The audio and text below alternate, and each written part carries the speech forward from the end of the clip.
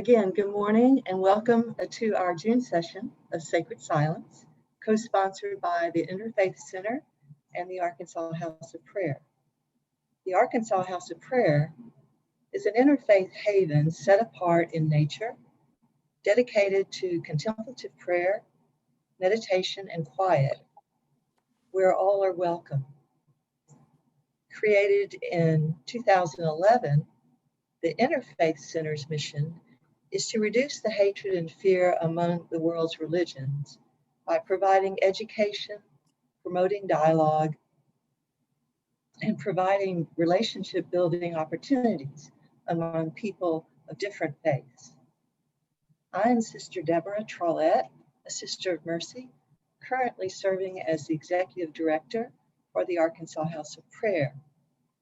For this session, I will serve both as presenter and facilitator this morning. The Arkansas House of Prayer is very grateful to be working with the Interfaith Center to co-sponsor this program. Many of you know Sophia Said, the Executive Director of the Interfaith Center, as she has been one of our Sacred Silence teachers for the months of January through May. And while we are giving her a little break from teaching, we're deeply grateful for her willingness to serve today by generously providing the Zoom assistance that we need for this morning. Our Sacred Silence sessions are held every second Tuesday of the month. As your presenters for the months of June through September, the Reverend Susan Sims Smith and I have slightly modified the flow of our time together for these next 4 sessions. For each of these sessions, rather than having the blessing of 3 teachers during one session, as we did from January to May, we will have one teacher, either me or Susan, offering a perspective on a theme. We will continue to be faithful to our 1-hour format, and within that format, our 15 minutes of shared silence. And we hope by October, we may be able to resume our 3-teacher perspective format. And so following these introductory remarks, we will have 20 minutes of teaching on today's theme, which is silence and resilience. Right after this teaching, I will briefly introduce a simple meditation method that could be used today. And then I will invite us all to enter into 15 minutes of shared silence. At the end of that time, I will bring us out of the silence and facilitate another 15 minutes for open discussion, which could include question and answer. We will close and end by 8:30 Central Daylight Savings Time, and I'll have a very brief closing. All our sessions are recorded for the benefit of those who are not able to join us today. They are available on the Interfaith Center's YouTube channel for future viewing. So I request that you keep your microphones muted just for the teaching segment. But if, again, you have a burning question or comment during the teaching time, you can always go to the chat and place your comment or question there, and we can respond to it during the question answer segment. Also, it is an important reminder that since the sessions are recorded, if you do not wish to be seen during the meditation time, or really for any time during our session, you're always welcome to switch your camera off or keep your camera off. I would like to begin by saying that I have been thinking about this theme for a few weeks, and I thought last week that I knew what I wanted to share. Then on Friday, I learned that a friend that I have known for over 30 years died of cancer. I had spoken to her about a month ago when I learned that she had decided not to undergo any more treatment. When we spoke, she basically said it was time to say goodbye.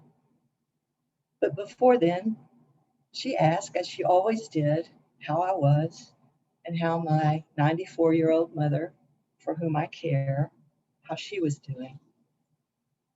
She fought a valiant fight for the last 15 years.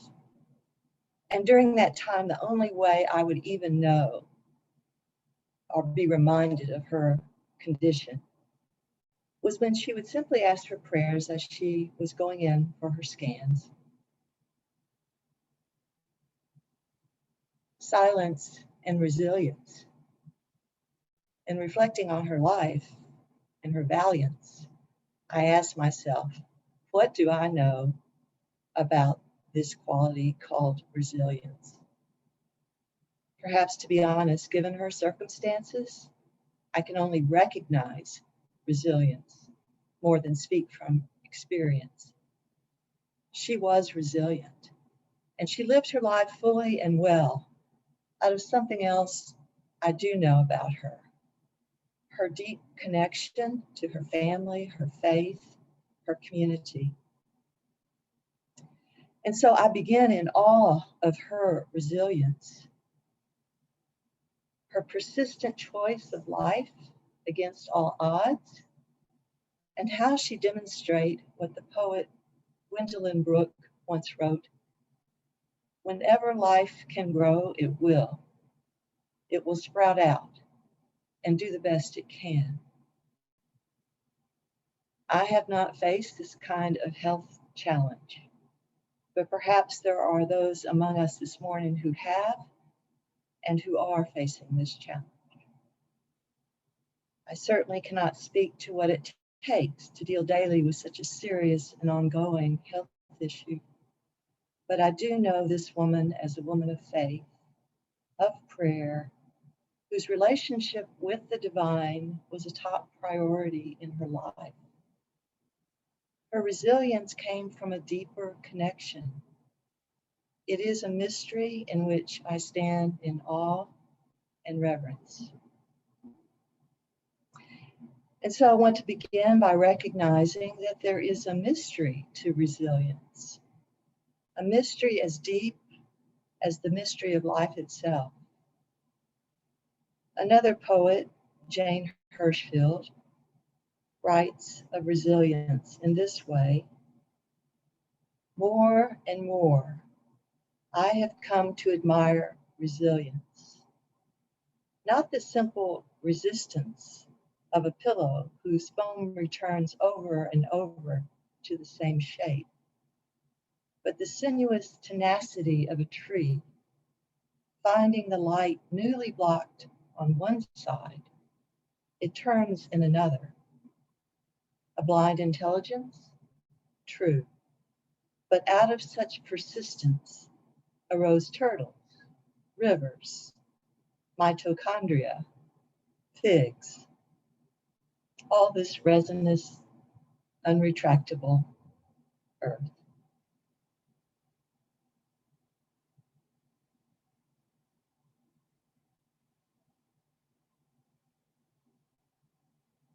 More and more, I have come to admire resilience, not the simple resistance of a pillow whose foam returns over and over to the same shape, but the sinuous tenacity of a tree, finding the light newly blocked on one side, it turns in another. A blind intelligence? True. But out of such persistence arose turtles, rivers, mitochondria, figs, all this resonance, unretractable earth.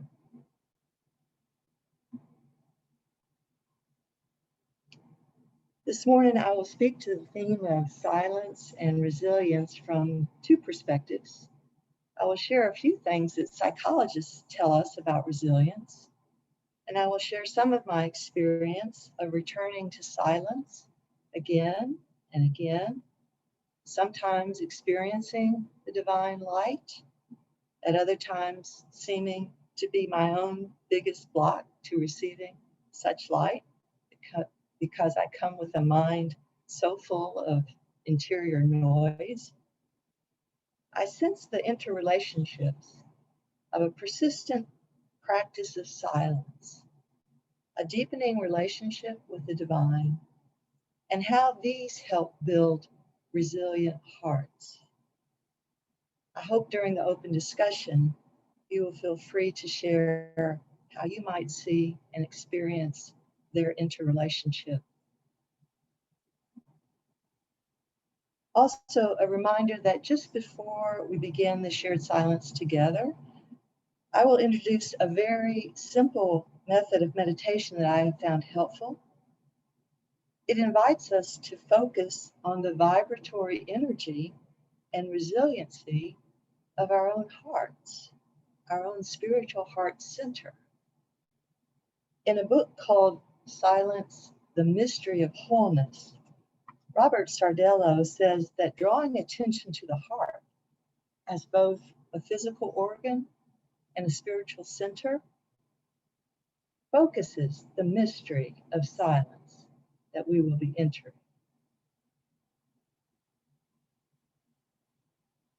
The American Psychological Association defines resilience as the process of adapting well in the face of significant sources of stress, such as family and relationship problems, serious health problems, workplace and financial stressors, or other experiences of adversity, trauma, tragedy, or threat.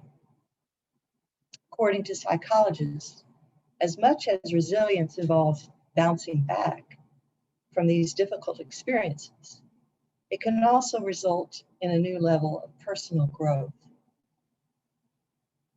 In another book called The Power of Silence, Richard Cardinal Sarah talks about how difficult problems trouble our silence. He asks, for example, how can we ask a mother whose child is seriously ill to hold at bay all the painful thoughts that continually assail her?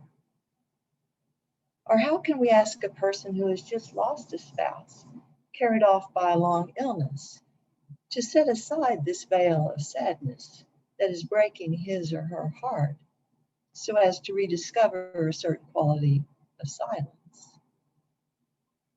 Yet he insists that even if life is as difficult as it can be, God nevertheless remains present within each one of us. God is patient, faithful, merciful, and waits untiringly. He says the most difficult thing probably is to come to our senses, to wake up to be quiet, to turn toward the divine indwelling, which is our spiritual heart center. He sums up the spiritual journey as the rediscovery of our silent interior life in which God dwells and waits for us. In my experience of silence and resilience, I would add that the bouncing back described by psychologists can perhaps be more like bouncing beyond. The practice of silence fosters a resilience that is not just about returning to some prior steady state, or either emotionally or physically, but actually fosters our return to and our saying yes to the ongoing dynamic and transformative divine presence within. We are not the same following the deepening encounter with the divine. According to Sarah, it can result in a deepening discovery and reliance upon this presence within. Through silence, we turn toward the divine indwelling. We return. As we return again and again, we can build resilience because our hearts can become more buoyant through this communion with the source of all life, love, joy, healing, energy, and power.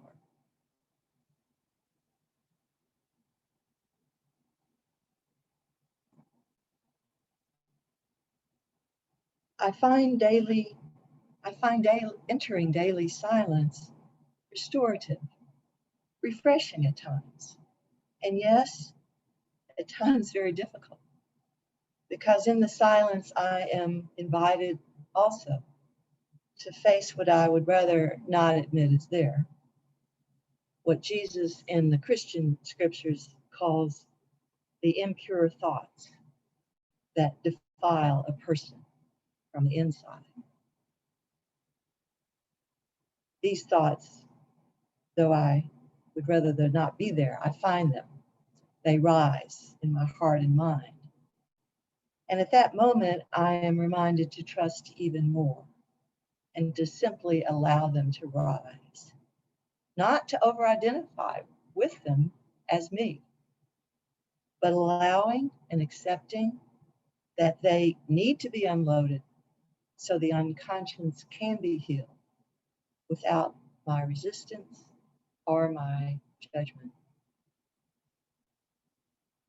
In silence, we can return to who we really are in God and grow beyond where we were to become more fully the unique and unrepeatable person God created us to be. In the process, we experience a new degree of awareness, confidence, and trust in the relationship to our true self and to the divine image in whose image and likeness we are made.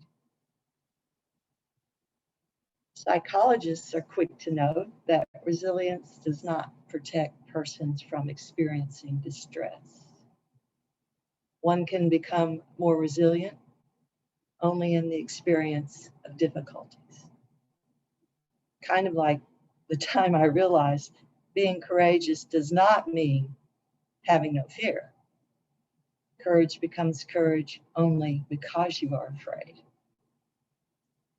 And so the road to building resilience is more like a positive side effect of faithfulness to the spiritual journey and the practice of silence.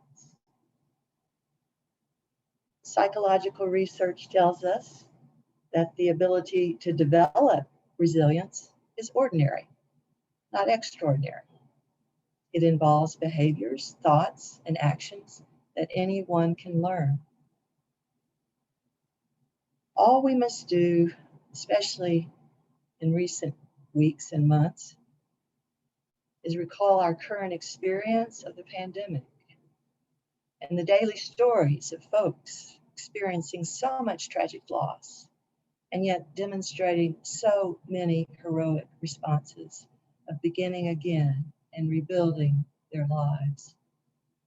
The pandemic has revealed many things, and it has clearly revealed the human capacity for resilience. So we take encouragement from the psychological sphere. We are assured that increasing our resilience is available to all of us. And like building a muscle, it takes time, intentionality, and focus. And the good news for any of us who practice silence is we know that already.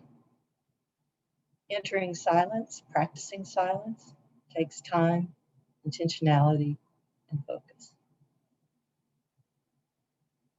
Psychologists also speak of 4 components or building blocks for resilience: connection, wellness, healthy thinking, and finding meaning.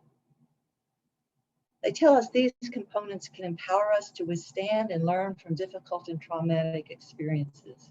And within these 4 components, 7 strategies are recommended that help us grow and weather these experiences. Number 1 is prioritize your relationships. Join a group, become active in civic groups or faith-based groups or other local organizations that can provide both social support and can help us reclaim our hope. Take care of our body. Self-care is a pretty popular buzzword these days, but it's also a legitimate practice for both our mental health and building resilience, since stress is just as much physical as it is emotional. In addition, positive lifestyle factors that we've all heard: proper nutrition, ample sleep, hydration, regular exercise. All these can strengthen our bodies to adapt to stress and reduce the toll that anxiety and depression can take. Number 3 is to practice mindfulness. Mindful mindful journaling, yoga, other spiritual practices like meditation, like silence, can also help build connections and restore hope. And then that in itself primes us to deal with situations that require resilience. They suggest that when you journal, meditate, or pray, ruminate on the positive aspects of our lives and recall the things we're grateful for, even during personal trials. My only footnote to this would be a reminder that in the silence practice, we do not intentionally focus on any thinking, either positive or negative. We may notice them rise, and we also, again, are invited, whether they're positive or negative, to simply let them go. Number 4, according to psychologists, is to find purpose. They suggest helping others when you volunteer or offer your service, or simply support a friend in need. You can garner, again, a sense of purpose, foster self-worth, connect with others, and help others, all of which empower you to grow in resilience. And it's true, absolutely true, that helping another person feels so empowering to us. But in addition, I would also add that it's also empowering not to have to judge how effective or not we may have been in our effort to help someone. Sometimes it's not for us to know how or if we've been helpful, and that's okay as well. Number 5 is to embrace healthy thoughts, keep things in perspective. How you think can play a significant part in how you feel and how resilient you are when you are faced with obstacles. They suggest try to identify areas of irrational thinking, such as catastrophizing difficulties or assuming the whole world is out to get you, and adopt a more balanced and realistic thinking pattern. In my own silence practice, I have come to appreciate categories of these kinds of distorted thoughts. They usually come in response to some upsetting event or anticipating one. And I have found them wonderfully described in a book called Feeling Good. It's kind of a classic by Dr. David Burns. He includes things like all or nothing, black and white thinking, overgeneralizations. This always happens to me. A mental filter that either only dwells on the negatives or discounts the positive, like, yeah, I guess I did okay, but it wasn't good enough. Jumping to conclusions, mind reading, I knew that was going to happen, I just knew it. Fortune telling, magnification, blowing things out of proportion, or maybe making light of something that we should not minimize. And then the classics should statements. I should. Labeling yourself, others, and then, of course, blaming, either blaming yourself or blaming other people for everything. In my silence practice, while certain thoughts may rise during the practice, I find that it's outside the practice that I have become more able to notice these distorted kinds of thoughts as they arise. Number 6, accept change. Accept that change is part of life. Certain goals or ideas may no longer be attainable because of these adverse situations in our life. Accepting circumstances that cannot be changed can help us for circumstances that we can change. In silence practice, we learn to surrender again and again to what we cannot control, to whatever comes up. Such a brilliant gift from 12-step spirituality.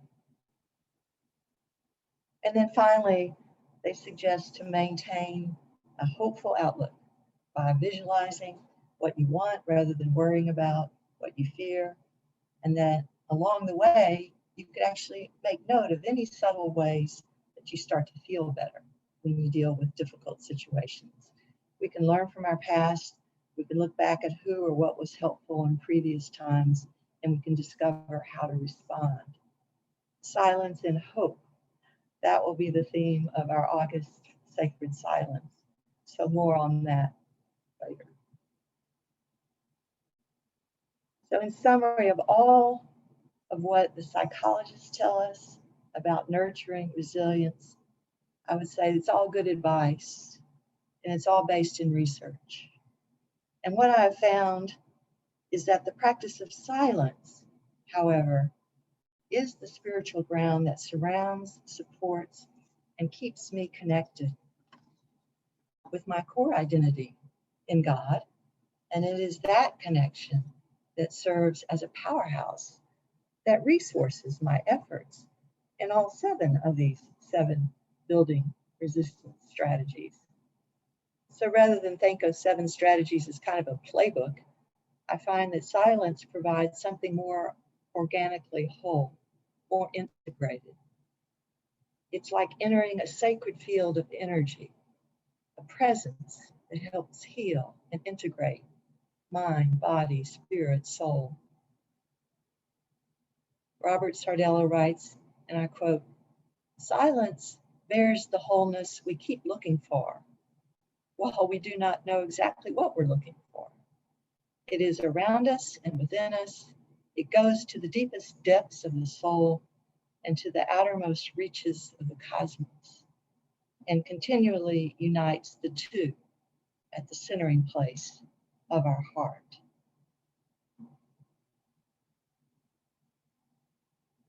So a lot of words. And at this point, I would sum up what I would suggest might be the one takeaway from all of this.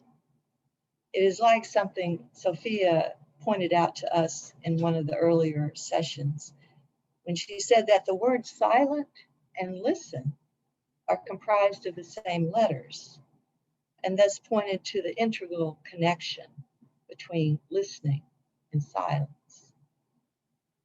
Similarly, if you just look within the word resilience, you will find the word silence. In addition, you will find the prefix RE, which means back again, renew, and serves as an intensification of the base word, to re-silence. And the addition of the letter I want to suggest that this additional I could stand for you or me or anyone who commits to the practice, thus transforming the re-silencing process into resilience. In other words, the key to resilience is committing to re-silence, to intensify the base of silence. Re-silence becomes resilience when we add in the I, that is you or me. When I make a personal commitment to daily enter silence, I am re-silencing. I am intending to sit in the presence of the divine and return and return and return again to the awareness of this presence, no matter what I think is happening or not happening. I show up, and in this practice, we build an inner reservoir of sacred silence, spacious silence. Intention is everything, and it is the intention in this practice which I found can free up the best of who we are at our core, strengthen our capacity for an expansive, supple, buoyant heart one that can be described as resilient because it is relational, connected, selfless, and therefore truly available, not only to myself and my own bodily needs, but to others, to the divine. I find myself more aware of thoughts arising out of the silence, especially the distorted ones, and therefore a bit freer to choose my desired response rather than react to the kinds of thoughts that keep feeding the emotional turmoil inside my head and therefore my heart. This attunement to my own thought patterns helps me choose, helps me surrender and accept the change that comes with life and allow more of the divine life that is within me, such as joy, peace, and hope, to manifest. These gifts or traits are our birthright, as we have all been created in the image and likeness of the divine who indwells there in this sacred temple of our own hearts. Ultimately, it is the divine who is resilient within us.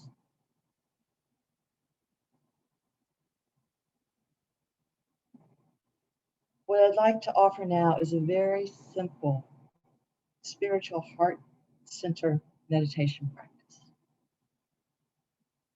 Once I describe the practice, I would then invite us into the sacred silence for 15 minutes.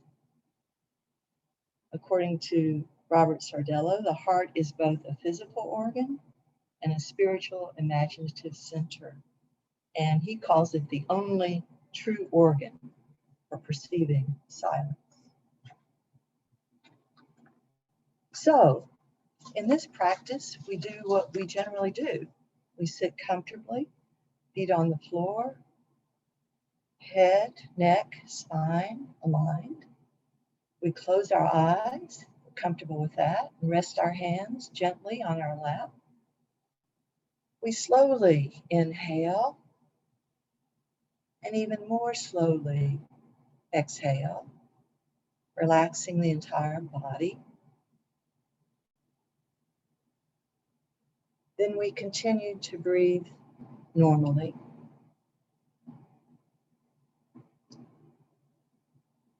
We consciously become aware of our spiritual heart center, the center of our chest.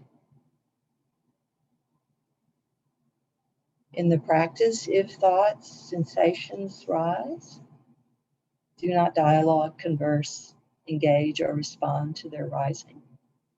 Allow them to rise and again simply return to the awareness of your spiritual heart center. If you find it difficult to become aware of your heart center, simply place your hand upon the area of your chest where the spiritual heart center is found. You might call it a hand to heart meditation.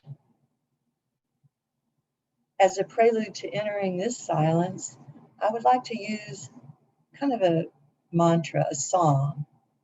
It's only about 2 minutes in length, and it's called Return Again. As the song concludes, sacred silence begins for 15 minutes. At the end of the 15 minutes, I will simply speak a prayer phrase to signal the end of the meditation. So let us settle briefly, close our eyes, rest our hands gently, slowly inhale and exhale. Breathe normally. Become aware of your spiritual heart center. If thoughts or sensations rise, do not dialogue, converse, or engage. Simply allow them to rise and again return to awareness of your sacred heart center. And if you find that difficult to become aware, simply place your hand in the area of your spiritual heart center. So Sophia, would you now please play the song, Return Again?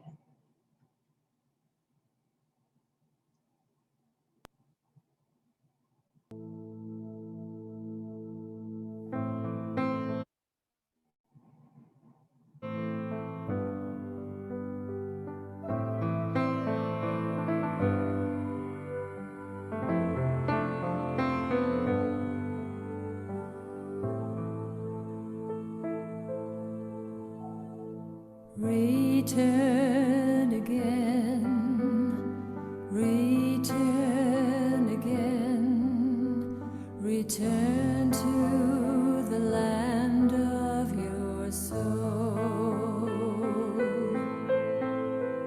Return again, return again, return to the land of your soul. Return to who you are, return to what you are, return to where you are, born and reborn again. Return again, return again, return to the land of your soul.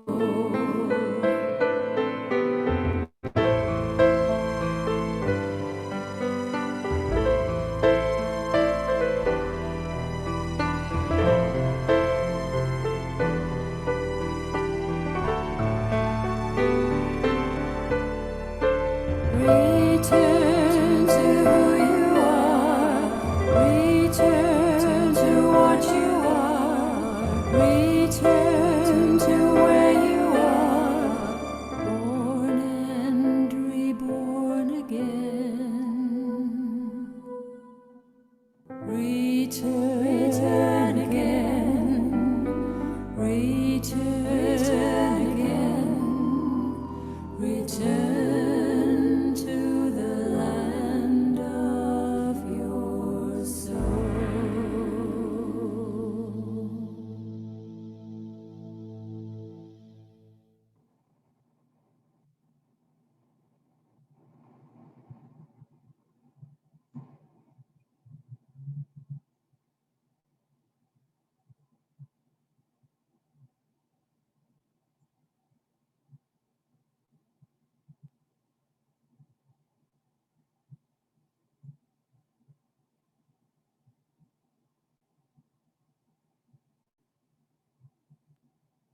Be eating fried avocado tacos.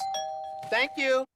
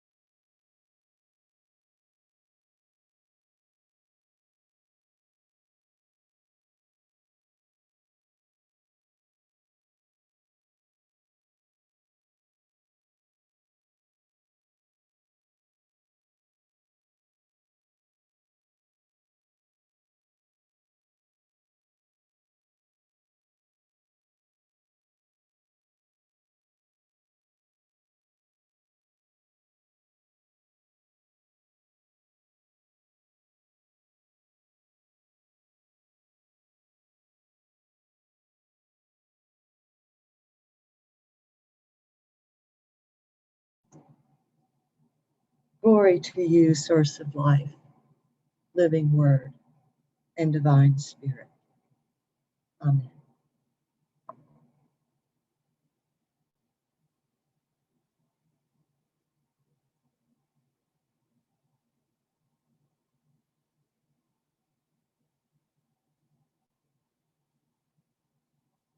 We really don't have 15 minutes for Q&A or discussion, but we have a good 5 minutes.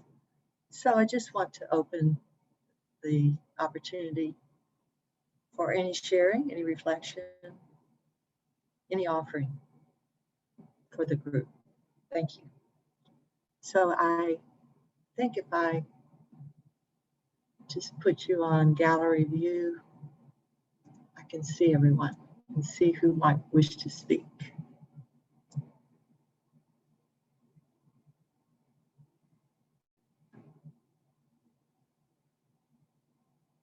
Catherine, can you unmute yourself or?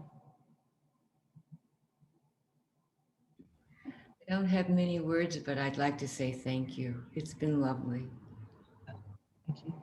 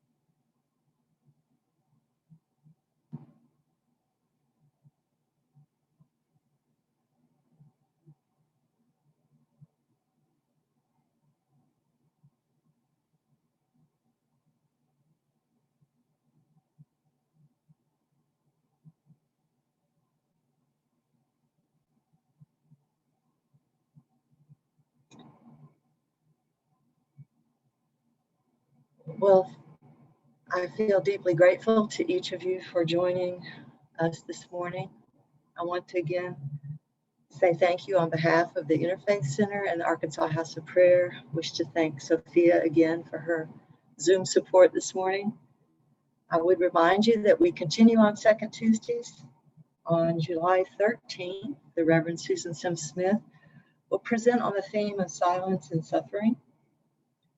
All of you will also, if you noticed in the chat, there is a link there to a very simple feedback survey. And of course, that would be very helpful to us all as we continue to offer this program. So again, we just take a moment.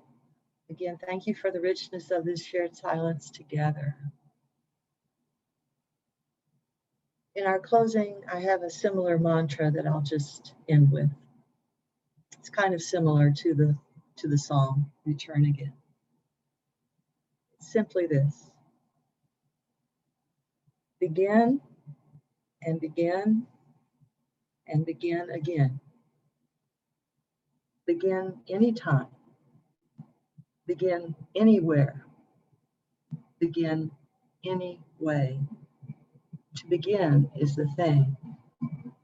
Hold tight to your passion.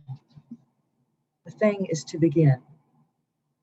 Begin anytime. Begin anywhere. Anyhow. Amen.